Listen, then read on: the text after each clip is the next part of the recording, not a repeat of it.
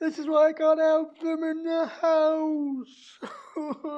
You hit your weight loss goal by eating salads and under 1,000 calories every day. Congratulations! Time for a treat.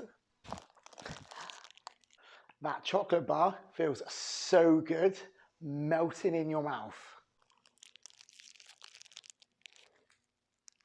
But you can't stop at one row or one bar.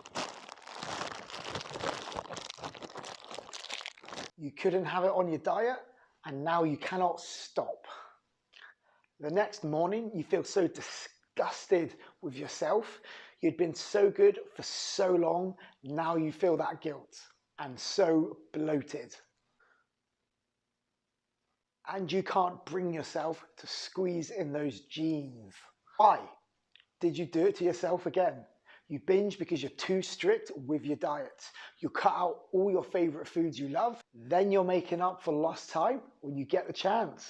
You undo that hard work you've put in and you start to yo-yo diet again. This is how to have your cake or chocolate and eat it.